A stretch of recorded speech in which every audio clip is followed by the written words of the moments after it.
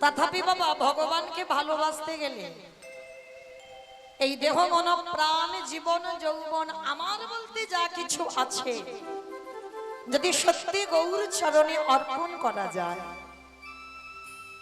অবশ্যই বাবা গৌর গোবিন্দের কৃপা হয়। আমরা তো অর্পণ করতে পারি না, আমরা ভগবানের চরণে সমর্পণ করতে পারি না। আমরা মায়া মোহজি, তাই তোমাদের কৃপা হয় না। কিন্তু বাবা কৃপাটা কি করে পেতে হয় জানেন? আপনারা জানেন এই পৃথিবীর মাটিতে একজন ভক্ত ছিল বাবা, যে ভক্তটার নাম ছিল বাবা নামাচার্য হরিদাস ঠাকুর,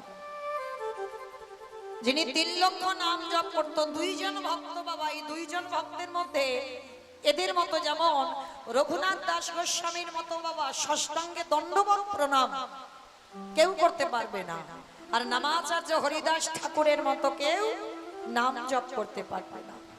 এই যে নামাচার্য হরিদাস ঠাকুর, যারা জগন্নাথ ধাম পুরী ধামে গেছেন অবশ্যই দর্শন করেছেন। কতজন পুরী ধাম গেছেন একবার হাতটা তুলে দেখান তো।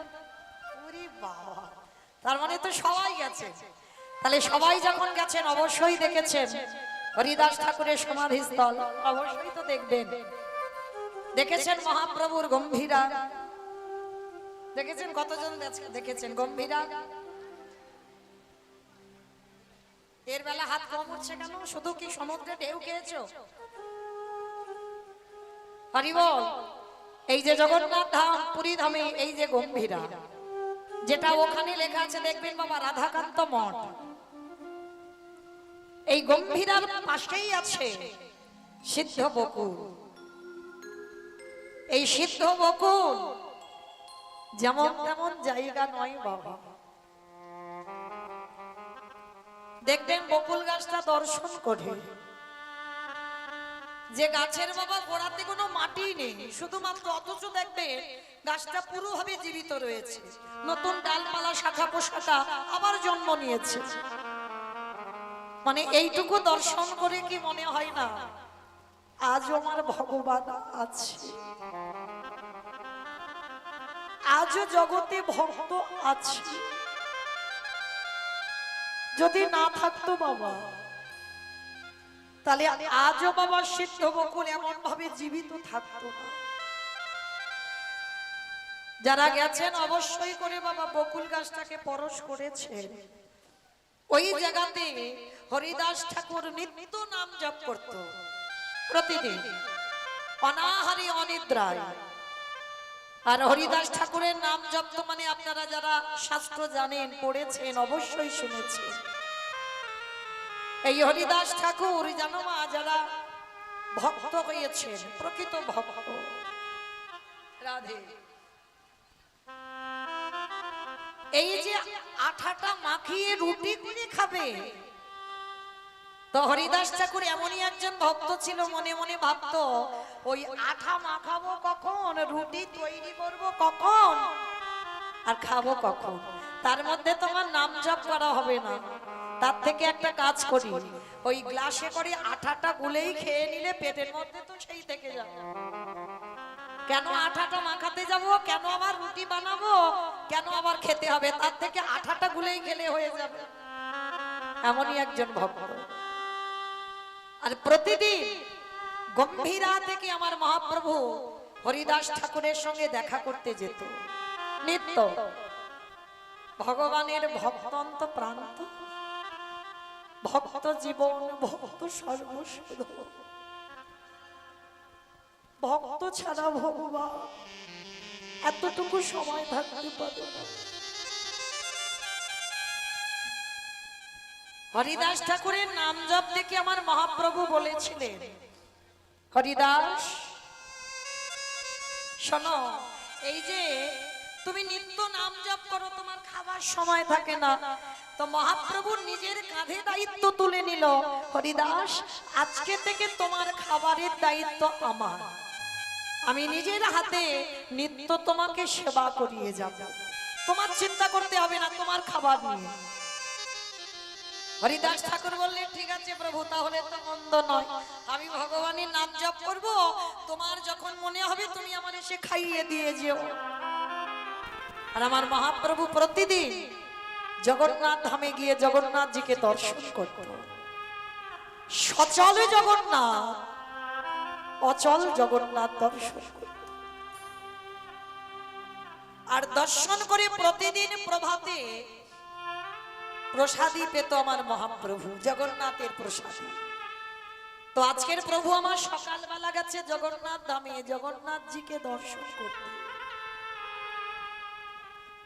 প্রসাদী স্বরূপে কি পেয়েছে জানো? একটা বকুল গাছের কাঠি, দাঁতন কাঠি।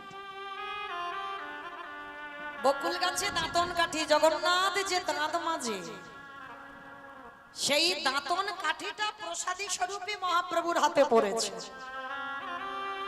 মহাপ্রভু ওই দাঁতন কাঠিটা নিয়ে বলছে, জগন্নাথ আজকের হরিদাসকে সেবা করাবো তো তেমন ভালো কিছু জুটলো না, সেই দাঁতন কাঠিটাই হলো। বেশ, এটাই যখন তোমার ইচ্ছা, এইটাই আমি হরিদাসকে একটু সেবা করাবো। তো বকুল গাছের কাঠিটা নিয়ে হরিদাসের কাছে গেছে, সিদ্ধ বকুল যেখানে, তখন বকুল গাছে জন্মই হয়নি, এবার হবে। তো কাঠিটা নিয়ে বলছে, হরিদাস হরিদাস নাও, তোমার জন্য আজকে জগন্নাথ কিছু প্রসাদী দিল না, তোমার জন্য এই দাঁতন কাঠিটাই দিয়েছে, নাও এটাই তুমি আজকের প্রসাদী হিসাবে গ্রহণ করো। হরিদাস ঠাকুর করজোর করে বললেন, গৌরহরি তুমি আমার জন্য প্রসাদী এনেছো আর আমি পাবো না? দাও। ওই বকুল গাছের কাঠিটা নিয়ে, বাবা অনেকটা বড় কাঠি তো, অর্ধেকটা সেবা করেছে হরিদাস ঠাকুর, আর যতটুকু ছিল ওই মাটিতে যেখানে নাম জপ করতো ওর সামনেতে মাটিতে বকুল গাছের কাঠিটা পুঁতে দিয়েছে। হরিদাস আমার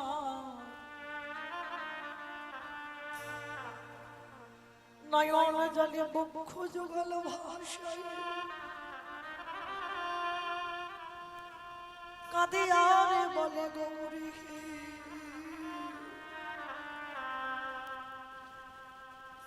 এ জন্ম তো আমার হয়ে গেল, আবার যদি কোনোদিন আমার জন্মে থেকে থাকে, হৃদয় তুমি জানো চরণ ছাড়া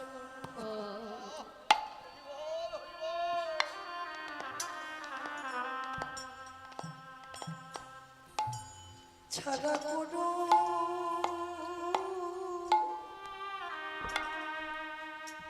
না।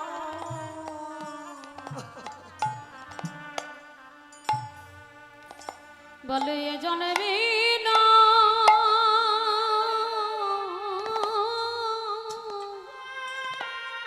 নিতাই গৌর প্রেমানন্দে, হরি বল হরি বল হরি বল। এ জন্মে না নহ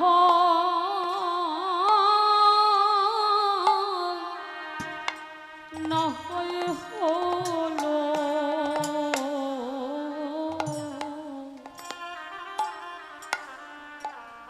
কিন্তু পরজন্মে ছড়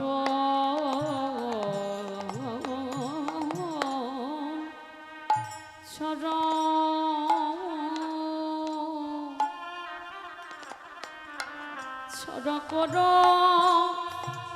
ও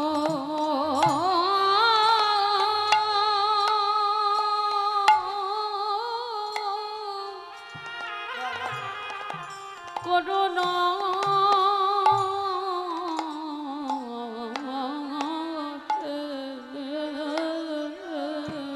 ওই হরিদাস যখন বসে বসে নাম করে, ওই সূর্য দেবী উদয় হয়ে এতটা পুকুরে তাপ দিয়েছে, ওই হরিদাস নামে জপ করতে করতে সর্ব অঙ্গ দিয়ে ঘামে ঝরে ঝরে পড়ে, সূর্যের এত তেজ সর্ব শরীর থেকে ঘাম ঝরছে, আরে কি আমার দয়াল হরি থাকতে পারে? ওই যে বকুল গাছের কাঠিটা ওই হরিদাস আমার ভগবান সেবা করলে সেটা প্রসাদ হয়, ভক্ত সেবা করলে সেটা মহাপ্রসাদ হয়ে যায়। হরি বল হরি বল।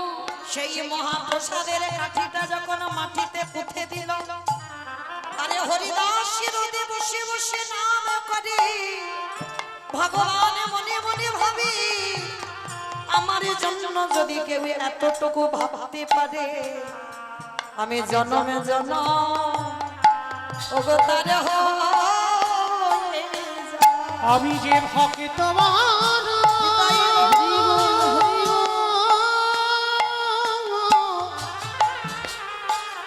আমি যে ভক্ত বড় বড় ভালো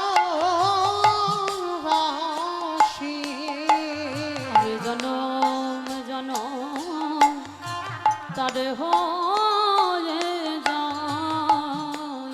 এইবার আমার মন্দিরে শ্রী জগন্নাথ ওই যে মহাপ্রসাদ মাটিতে পুঁতে দিল, জগন্নাথের আশীর্বাদে সেটা হয়ে গেল একটা বকুল গাছ, বড় বকুল গাছ হলো। আরে হরিদাস তার তলায় বসে আছে, ভগবানের আচ্ছাদন করে জানো দাদা এই আছে। সে যে ভক্তের লাগি ভক্তের লাগি সব করিতে পারে, যেন আচ্ছাদন করে দাঁড়ায়ে যাচ্ছে। হরিদাস ঠাকুর কিন্তু জানে না যে তাকে কেউ ছায়া করে আছে। ওই বকুল গাছের কাঠিটা গাছ হয়ে গেছে, বড় গাছ। হঠাৎ ভক্তের কৃপা করবার জন্য ওই বকুল গাছের বড় গাছ হয়ে আচ্ছাদন করে ছায়া দিয়ে আছে। এইবার আমার গম্ভীরা থেকে মহাপ্রভু হরিদাসকে সেবা দিতে গিয়ে দেখে না হরিদাসের সামনে একটা বকুল গাছ হয়েছে। মহাপ্রভু ডাক দিলেন, ও হরিদাস একেবারে চেয়ে দেখো,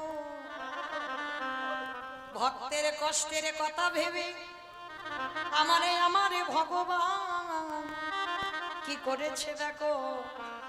এইবার যেই না হরিদাস চোখ মেলেছে, দেখে না সামনে একটা বড় বৃক্ষ, বড় বকুল গাছ। গৌর হরি এটা কি করে হলো? বলে কেন? ভগবানের প্রসাদে সেবা করে তুমি মহাপ্রসাদে করে দিয়েছো, আর সেই মহাপ্রসাদে থেকে হয়েছে বকুল গাছ। হরিদাস আমি যদি সত্যি ভগবান হয়ে থাকি, তোমার কাছে দাঁড়িয়ে বকুল গাছে পরশ করে কথা দিলাম, এই পৃথিবী যতদিন থাকবে এই সিদ্ধ বকুল ততদিন থাকবে। আগত কলির ভক্তরা যদি এসে পরশ করে, তারে কৃষ্ণ প্রেমে ভক্তি উদয় হবে। আমি এই আশীর্বাদ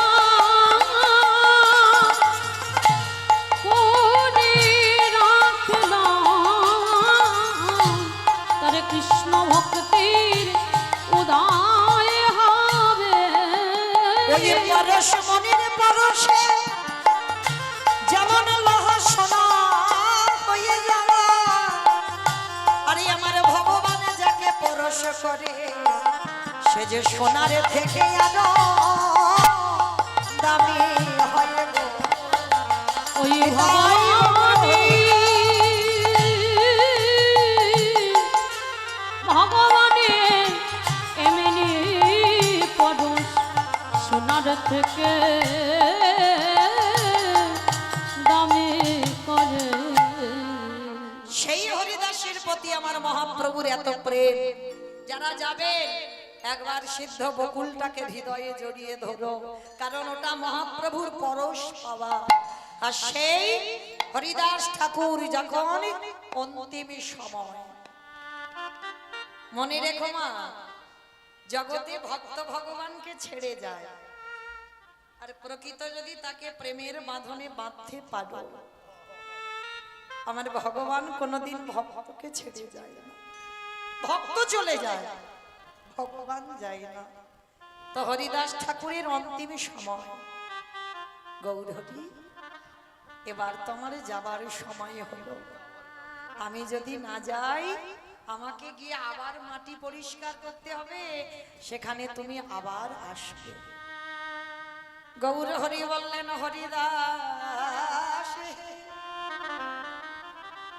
একেবারে বলে দিয়ে যাও, ওগো হরিদাস তোমার মতো করি আমার কে হরি নাম শোনাবে। আমি যে ও নাম শুনিতে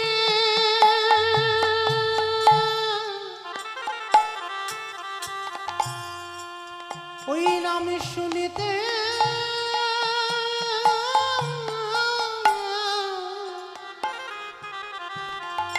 ওই নাম শুনতে বড় ভালো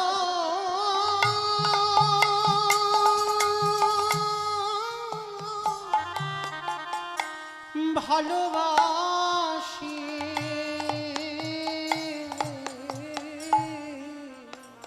তোমার মতে এমন করে না,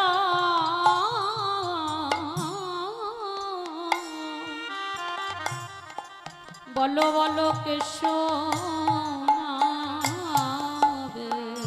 হরিদাস বললেন, গৌরে এই জগতে ছেড়ে সবাইকে তো যেতে হবে, তবে তোমার চরণে আমার একটাই নিবেদন, এই জগতে প্রতিটা ভক্ত মৃত্যু যন্ত্রণা পায়, প্রতিটা ভক্ত বাবা মৃত্যু যন্ত্রণা পেতে হবে, যে যেভাবে মরে যায়, যে যেভাবে। কেউ যদি ভজন করতে করতে মরেও যায়, তাকে তিনটে জ্বালা পেতে হবে। কি কি জ্বালা? প্রথম জ্বালা আসে তোমার চোখে, তারপরে জ্বালা আসবে তোমার বুকে, তারপরে জ্বালা আসবে তোমার মুখে। এই তিনটে যন্ত্রণা মৃত্যুর সময় পেতে হবে। হরিদাস বলল, গৌরে হে যে মৃত্যু জ্বালা জগতের লোক সবাই পায়, তুমি আমার কথা দাও আমি মৃত্যুর সময় যেন সেই তিনটে জ্বালা না পাই।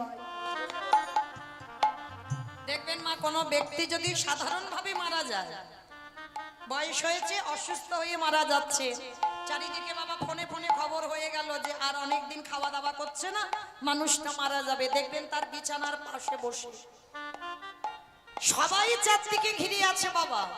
তবু যে ব্যক্তি মারা যায় বারবার মৃত্যুর সময় বলে, আমার বড় ছেলেটাকে ডেকে দাও, আমার ছোট মেয়েটাকে ডেকে দাও, আমার বড় নাতিকে খবরে দিয়ে দাও। কি বাবা বলে না, মরার সময় সবাইকে দেখতে চায়। ভগবান তখন হাসে, হায় রে এতদিন আমারে করে গেলি, কেউ যাচ্ছে না তোর সঙ্গে, তবু বলছিস তাদেরকে ডেকে দে, কি হবে? তারা কি যাবে সাথে? যাবে না। তবু এত মায়া, মৃত্যুর সময়ও ছাড়তে পারছে না। মরার সময় ডাকছে, বড় মেয়েকে ডেকে দাও, বড় ছেলেকে ডেকে দাও, নাতি পুতিকে ডেকে দাও, কাছে এসে বসু। সবাই ঘিরে বসে আছে, তবু ডাকছে কেন? ভগবান তখনই কেঁদে বলে, প্রথমে তোর চোখ দুটোকে কেড়ে নেব। মৃত্যুর সময় ভগবান চোখে একটা পর্দা ফেলে দেয়, সবাই ঘিরে বসে থাকে কিন্তু কাউকে তুমি দেখতে পাবে না। ভগবান বলে, এতদিন তো ওদেরকে দেখলি, এবার ঘরে চল, আর দেখতে দেবে না। আর যখন মৃত্যুর সময় এসে যাবে, যমদূত যখন বুকে এসে চেপে ধরবে, তখন বাবা ওই যে যন্ত্রণা, কাউকে যে তুমি বলবে সে বলবার ভাষা থাকবে না। মৃত্যুর সময় শুধু দেখবেন কফ থুতু এসে আটকে যাচ্ছে গলায়, শুধু একটা শব্দ হবে আ আ, ওই আ শব্দটা হবে, আর তুমি কিছু বলতে পারবে না। ভগবান অভিমান করে বলে, ওই নয়নে কোনদিন বিগ্রহ দর্শন করলি না, ওই নয়নে কত আজে বাজে জিনিস দেখে গেলি, ওই হৃদয়ে কোনদিন সাধুগুরু বৈষ্ণবকে আলিঙ্গনে দিলি না, ওই হৃদয়ে কোনোদিন বৈষ্ণবীর চরণ ধুলা নিলি না, তাই প্রথমে তোর চোখ দুটো কেড়ে নিলাম, তারপরে তোর বুকের যন্ত্রণা দিলাম। এইবার ওই মুখে কত কুখাদ্য, কত আজে বাজে ভাষা বলে গেলি, ওই বদনে দিয়ে সবার শনি কত দ্বন্দ্ব করে গেলি। কি গো, কিসের দ্বন্দ্ব, কিসের বিবাদ? যেতে তো হবে গো। সকাল হয়েছে, দেখুন একটু একটু করে দুপুর হবে, দুপুর গড়িয়ে বিকাল হবে, তাহলে চলে তো যেতে হবে। তাহলে কিসের এত গরব, কিসের এত অহংকার? তবু আমার আমার করে আমরা পাগল হয়ে মরি। তো আজকে সেই হরিদাস ঠাকুরের বদনের ভাষাটা কেড়ে নেবে না, হৃদয়ে যন্ত্রণাও দেবে না, নয়নের পর্দাও দেবে না। কেন দেবে না? এই জগতের সংসারের মাঝে হরিদাস ঠাকুর একজন ভক্ত বলেছিল, গৌরেখে মৃত্যুর সময়ে নয়নে হেরব তোমার ওচাদ বয়া, বয়ান মানে বদন, হৃদয়ে ধরব তোমার রাঙা চরণ, আরে বদনে বলবো শুধু কৃষ্ণ কৃষ্ণ কৃষ্ণ বলবো। আমি অনেক কথা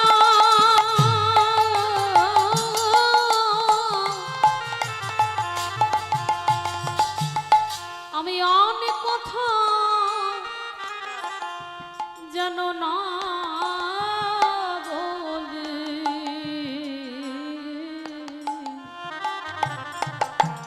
ওগো গৌরে হে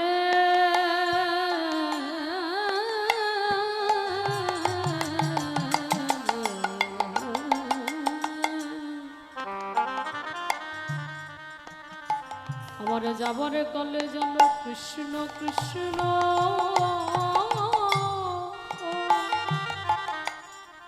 কৃষ্ণ বলি।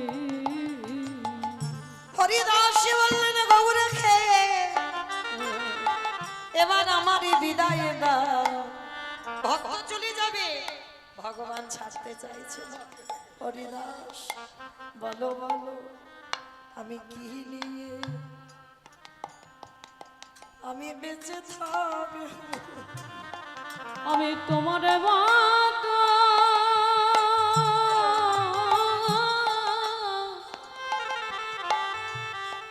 ওগো হরিদাস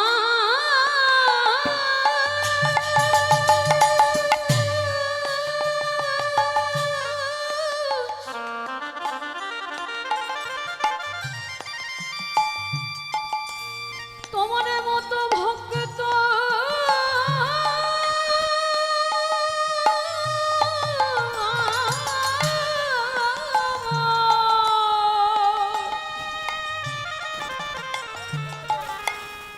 তোমার মতো ভক্ত যদি আমায় ছেড়ে চলে যায়,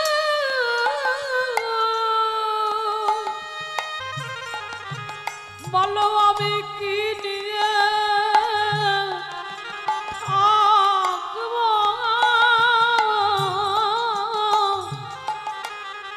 ওগো হরিদাস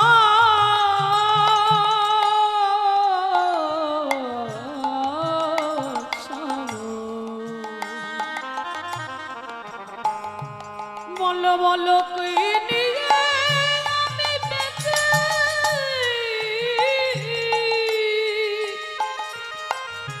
বেঁচে থাকবো?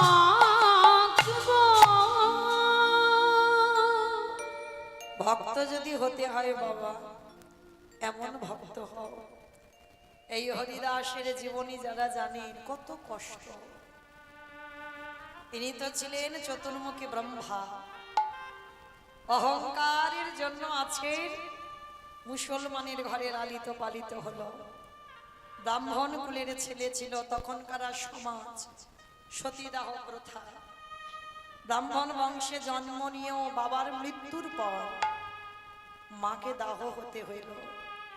সেই হরিদাস ঠাকুরকে ফেলে দিল সমাজের মানুষ, কেউ নিতে চাইল না। একজন মুসলমান মানুষ করল, ভক্ত যদি হও, জীবনে ঘাত প্রতিঘাত আসবে বাবা। কালকের বলে গেলাম না, সুখের রাত প্রাসাদে কৃষ্ণ ভজন, অট্টালিকাতে কৃষ্ণ ভজন হয় না।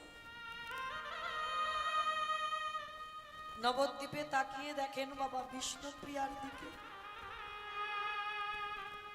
জগতে অনেক নারীর নাম শুনেছেন, বিষ্ণুপ্রিয়ার কথাও অনেকে শুনেছেন। বলেন তো বিষ্ণুপ্রিয়ার চরিত্রটা কেমন ছিল? নিমাই প্রথম বিবাহ করেছিল নিজের ইচ্ছায়, লক্ষ্মীপ্রিয়া। সর্বাঘাতে যখন মৃত্যু হলো, দ্বিতীয় স্ত্রী ছিল বিষ্ণুপ্রিয়া। বারবার নিমাই বলেছিল, মা এ বিয়েটা আমি আমার জন্য নয়, আমি তোমার জন্য করলাম। আমার ভগবান শুধু গোটা জগতের মঙ্গলের জন্য কত ত্যাগ। চিরজনমের মতো কলিযুগে সন্ন্যাস নিষিদ্ধ, কিন্তু ভগবান নিজে করে নিজে বুঝেছে বাবা সন্ন্যাস জীবন কত কঠিন। যার জন্য তো আদেশ দিয়েছে ভক্তদের সন্ন্যাস নেওয়া যাবে না, কারণ সন্ন্যাসীর জীবনে যে কত কষ্ট। বিষ্ণুপ্রিয়াকে ফেলে চিরজনমের মতো সচিমাকে কাঁদিয়ে, সারা নবদ্বীপে বাসীকে কাঁদিয়ে নিমাই মাত্র 24 বছর বয়সে সংসারে ত্যাগ করেছিল। কিন্তু যে মায়ের প্রথম 8টা সন্তান কোলে বসে মারা যায়, যে মায়ের বড় ছেলে বিশ্বরূপ চলে যায়, যে মায়ের স্বামী হারায়, নিমাই যার একমাত্র ভরসা, সেই নিমাইও যদি চলে যায়, এখন সে মা কি মা ছিল? একবার হৃদয়ঙ্গ করে দেখেন, মা কি মা ছিল? একটা সন্তান হারালে আমাদের কত অভিমান হয়। আমরা বলি ভগবানের কাছে যাব না, ভগবানের ডাকবো না, আর সচিমা 10-10টা ছেলে মেয়ে সব হারিয়ে বসলো। আবার দেখেন মায়ের দশা যদি এমন হয়, আমার বিষ্ণুপ্রিয়ার দশা কেমন ছিল?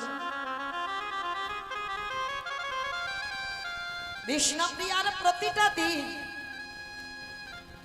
প্রতিটা সময় নিমাই চলে যাওয়ার পরে বাবা কঠিন সাধনা, এতটাই কষ্টের, এতটা কঠিন। প্রতিদিন ব্রহ্ম মুহূর্তে স্নানে যেত সুরধনী গঙ্গায় বিষ্ণুপ্রিয়া, আর সুরধনী গঙ্গায় স্নান করে ওই ভিজে কাপড়ে আঁচলে করে কিছু ধান নিয়ে যেত মা, আর ওই ধানগুলো নখে খুঁটে বের করতো একটা একটা করে।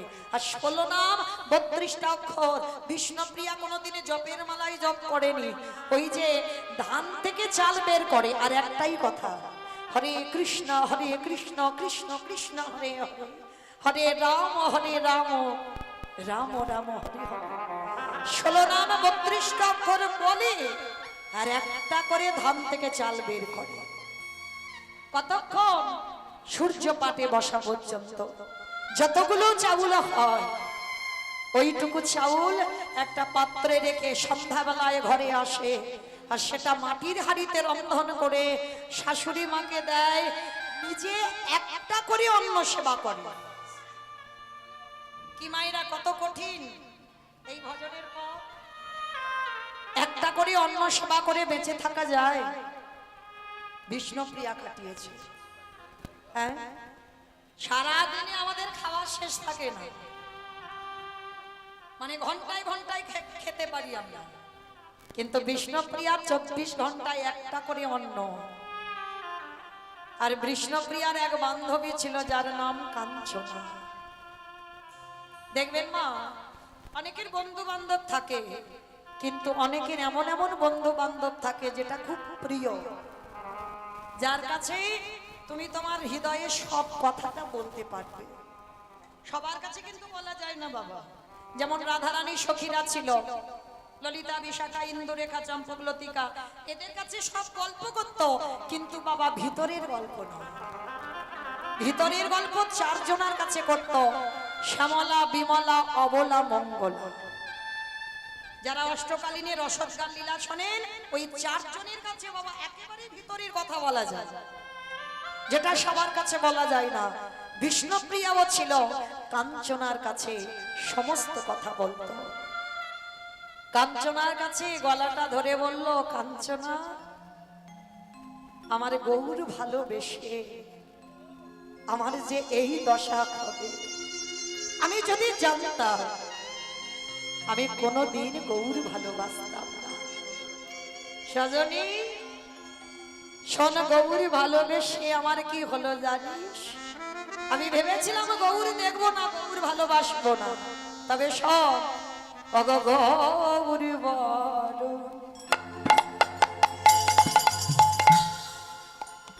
করে যত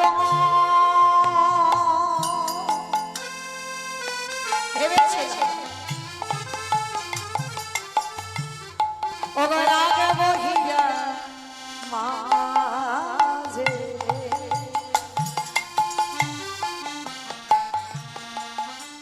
গৌর ভূষণ করব ধরো, যেখানে যেমন সাজি। ওগো গৌরে বরণ করব যত,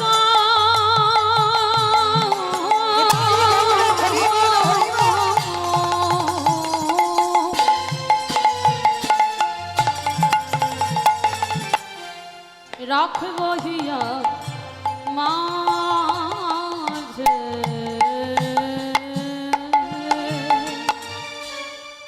গৌর ভূষণ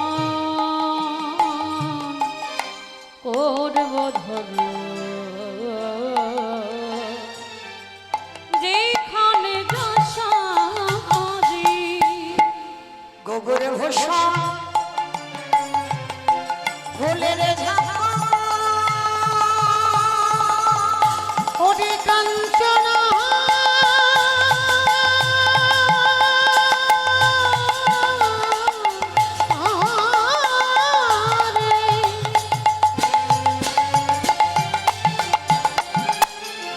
ওরে মরম সখী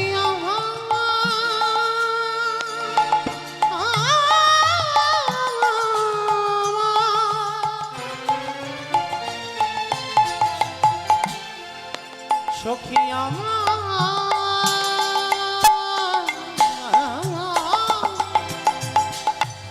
ওরে কাঞ্চনা রে গৌর বরণ ফুলের ঝাঁপা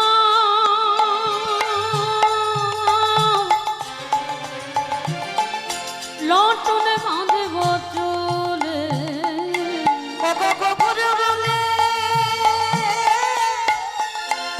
কেঁদে কেঁদে পথে যাব চলে। ওরে গৌরে বলি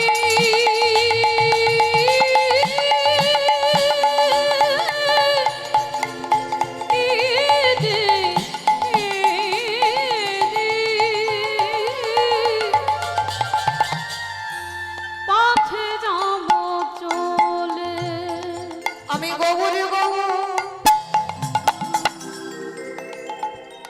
বলে কেঁদে ওই নদী আর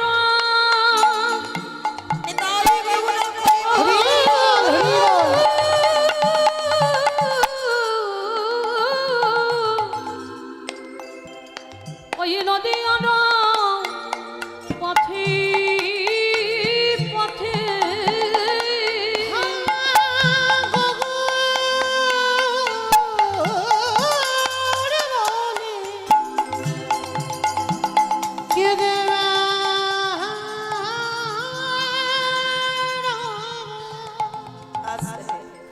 সেই কাঞ্চনার কাছে ধরে বলতো, কাঞ্চনা, আমার প্রভু আমারই ছেড়ে চলে গেল, কিন্তু এসেছিল বাবা, এসে আমার বিষ্ণু প্রিয়াকে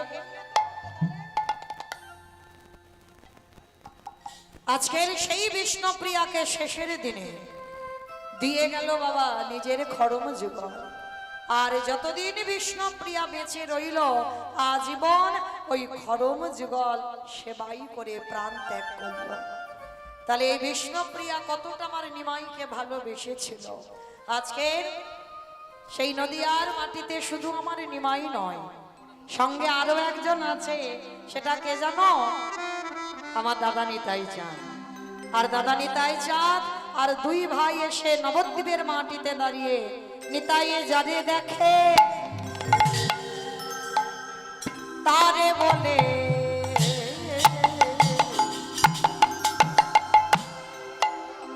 দন্তে তৃণ ধরি ধরি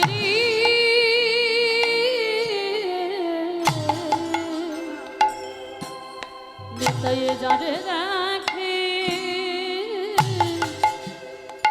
তারে বলে ভগদন্তে তৃণ ধরি রে। আস্তে মাইরা তৃণ মানে কি গো?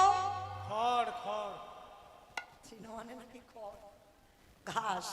নিতাই চাঁদ দাঁতে ঘাস দিয়েছে বাবা। এই নিতাই চাঁদ দাঁতে ঘাস নিল কেন না?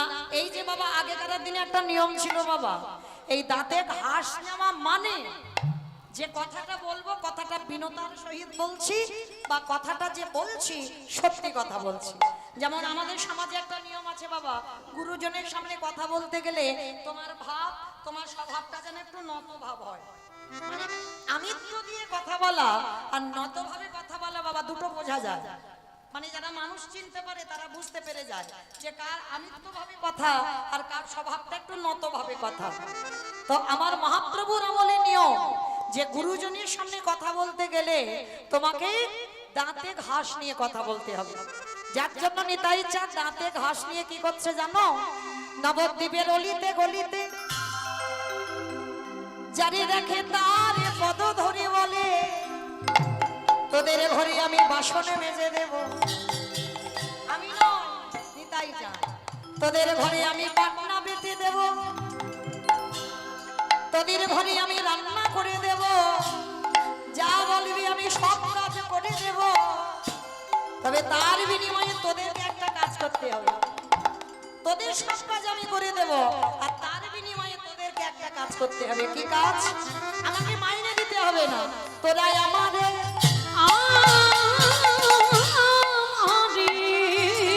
তোরাই আমারে কেটে গেল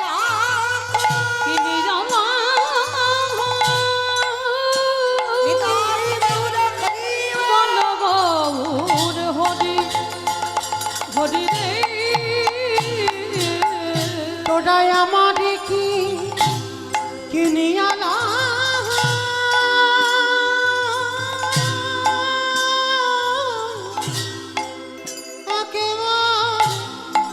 বলো গো রে হরি হরি।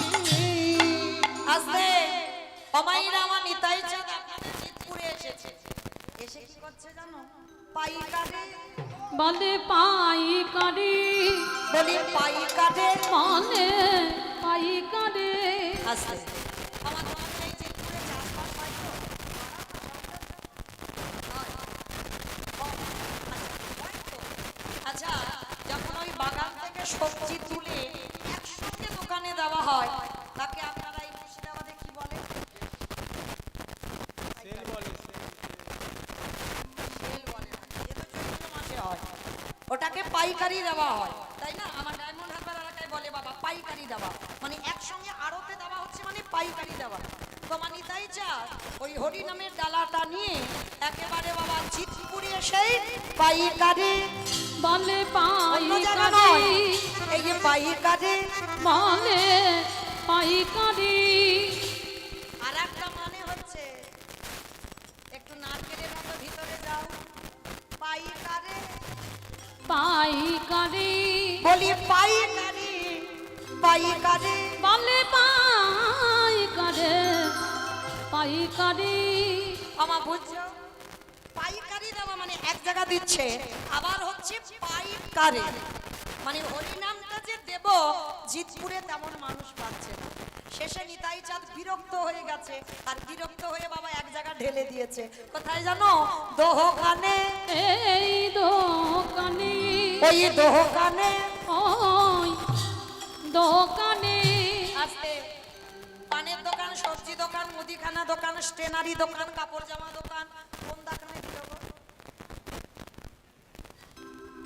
মানে কীর্তন মানে শুনে শুনে অভ্যস্ত, প্র্যাকটিস হয়ে গেছে। দোকানে, এই দোকানে যারা দোকান খুলে বসে আছে, হরি নাম দিল দোকানে, যারা দোকান খুলে বসে হরি নাম দিল দোকানে। এত বলি নিতাই চাঁদ ভূমি গড়ি যা রে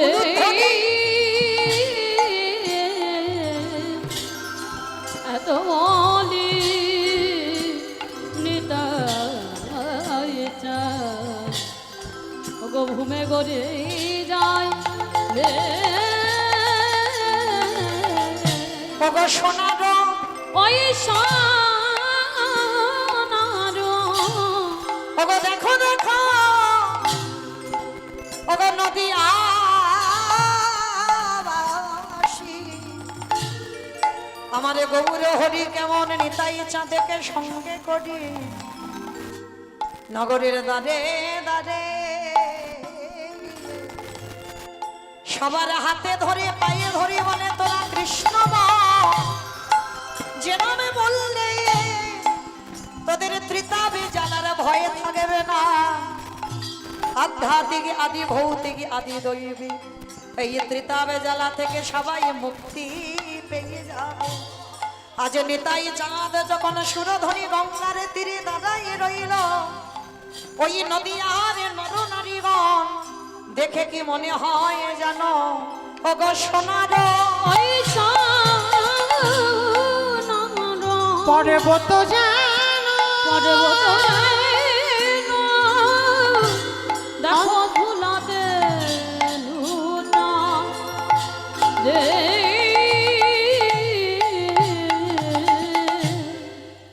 তোরা কে কি নিবি আয়? তোরা কে কি নিবি আয়। আবারও দুটো মানে হচ্ছে দেখেন, কে কি নিবি আয়। তোরা কে কি নিবি আয়। বলি গোলকের অমূল্য ধন, তোরা কে কি নিবি আয়। ওই না গোলকের অমূল্য ধন, কে কি নিবি আয়। তাই দাঁড়ে দাঁড়ে বিলাইছে, দাঁড়ে দাঁড়ে বিলাইছে, তাই দাঁড়ে দাঁড়ে বিলাইছে, আজে দাঁড়ে দাঁড়ে বিলাইছে, জীবের হাতে ধরে পায়ে পড়ে, দাঁড়ে দাঁড়ে বিলাইছে, জীবের হাতে ধরে পায়ে ধরে, দাঁড়ে দাঁড়ে বিলাইছে, মুখে হরি হরি হরি বলে, দাঁড়ে দাঁড়ে বিলাইছে, মুখে হরি হরি হরি বলে, দাঁড়ে দাঁড়ে বিলাইছে, মুখে হরি হরি হরি বলে, দাঁড়ে দাঁড়ে বিলাইছে, মুখে হরি হরি হরি বলে, দাঁড়ে দাঁড়ে বিলাইছে গো, দাঁড়ে দাঁড়ে বিলাইছে। আহা সোনার পা পর্বত যেন আজ ধুলাতে লুটা, আজ ধুলাতে লুটা, হেন অবতারে যার রতি না জন্মিল, রতি না জন্মিল, অবতা আসিল শোনা বলে সেই পাপি এলো আর গেল। এলো গেল। দাস লোচন বলে সেই পাপী এলো গেল রে, লোচন বলে সেই পাপে এলো গেল রে। দাস লোচন বলে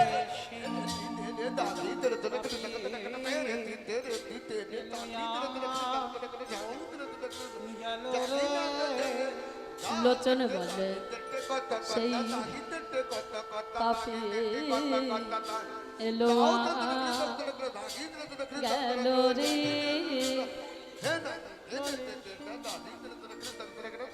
পাপি এলো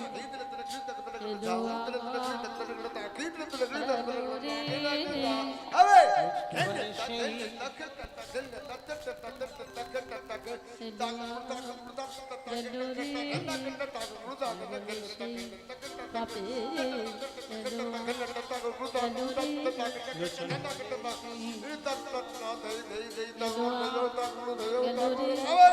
বলে সেই পাপি এলো আর গেল রে লোচন বলে পাপি এলো আর গেল রে লোচন বলে সেই পাপি এলো গেল রে বলে সেই পাপি এলো আর গেল রে দাস লোচন বলে সেই পাপি শ্রীকৃষ্ণে যাতে খেলা সর্বোত্তম নরলীলা নরবপু তাহারে স্বরূপ গোপবেশ বিনু করে নরনিত্য কৈশোর নটবা নরলীলা তাহারে অনুরূপ সেই বৃন্দাবন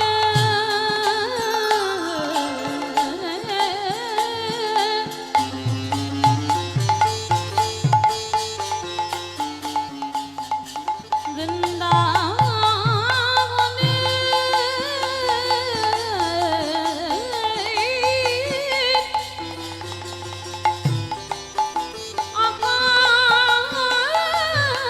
আকাশে মধু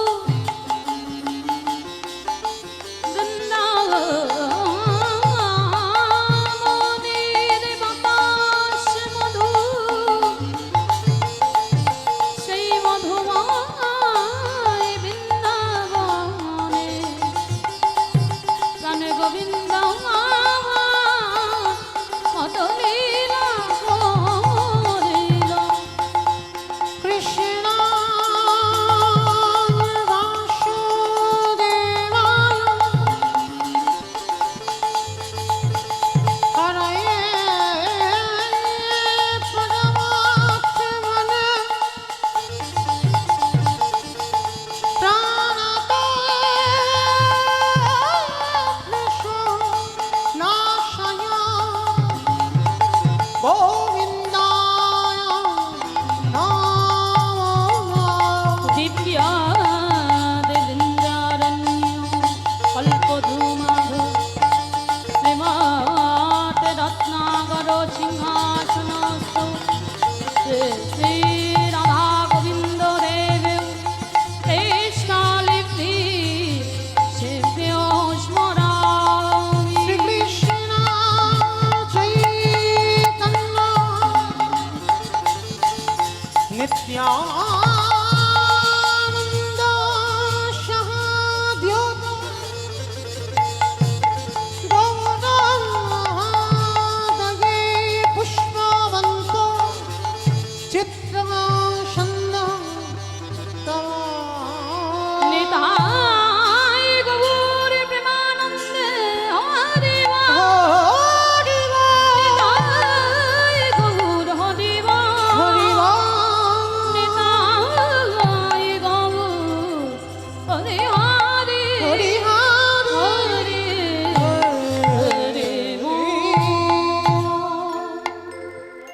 জয় রাধে। ভক্তচরণে একটা ঘোষণা রইল,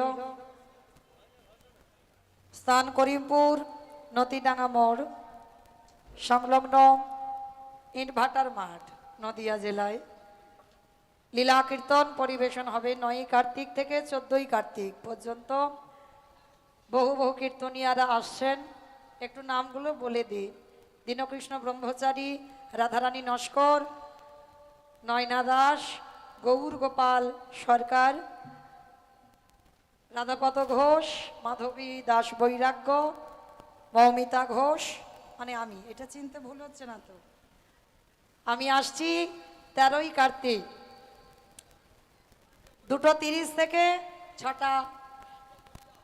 আমার টাইমটা বলি, আমার টাইমটা বললে হবে, আমার বেলা গেলে হবে। আমার তারিখ হচ্ছে 9ই কার্তিক 13ই কার্তিক 2:30 থেকে 6:30 পর্যন্ত লীলা পরিবেশন হবে বৃন্দাবনে বাঁকে বিহারীলাল। বলে দিলাম, অবশ্যই চরণ ধুলা দেবেন আপনারা। আপনাদের চরণ ধুলা নিয়ে লীলা কীর্তন পরিবেশন করব। একটা দিন আমি আছি, আরও কীর্তনিয়ারা আছেন, তারা 2 দিন করে আছেন। তো কারোর বেলা যান না যান, আমার বেলা অন্তত যাবে, নিমন্ত্রণ করে গেলাম। তো যাই হোক, চলেন আজকের আমাদের আস্বাদন হবে। সবার আদেশ শিরোধার্য করে যে লীলা আস্বাদন করব, আস্বাদনের বিষয় হলো বৃন্দাবনের মাটিতে পিসিমার কোলে নিতাই গৌরের মিলন। নিতাই গৌর প্রেমানন্দে হরিব হরিব।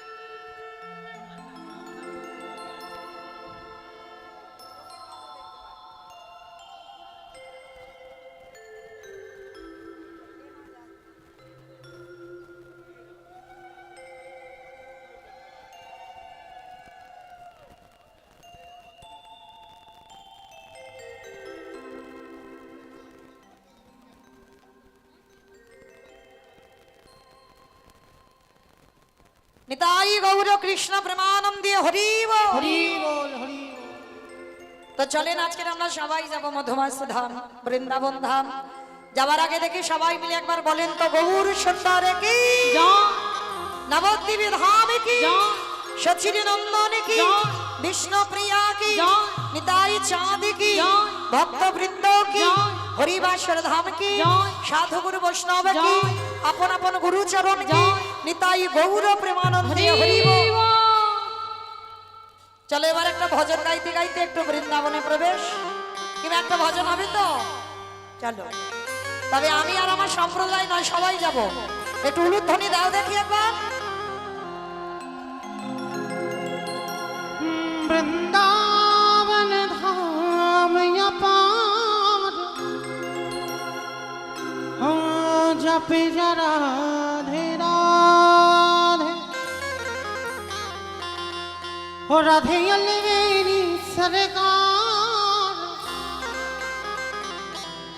जप जरा राधे राधे। বৃন্দাবন ধাম অপার, জপে যা রাধে রাধে, রাধে অলবেলি সরকার, জপে যা রাধে রাধে। वृंदावन धाम अपार, जपे जा राधे राधे। राधे अलवेली सरकार, जपे जा राधे राधे। বৃন্দাবন ধাম অপার, জপে যা রাধে রাধে, রাধে অলবেলি সরকার, জপে যা রাধে রাধে। जपे जा राधे राधे, भाजे जा राधे राधे। जपे जा राधे राधे, भजे जा Radhe Radhe. Radhe alveoli, Radhe alveoli, Radhe alveoli सरकार, जपे जा राधे राधे। राधे अलवेली सरकार। আসতে ওমা, আমি আর আমার সম্প্রদায় যাচ্ছি, আর কেউ যাচ্ছে না, সবাই যাচ্ছি। এই তো আজকের দিন দেখা হলে চলে যাব। এবার 13 তারিখে আসবো কি আসবো না সেটা গ্যারান্টি তো নেই, বলা তো যায় না। বাঁশি যদি পু করে বাজিয়ে দেয় তো চলে যেতে হবে।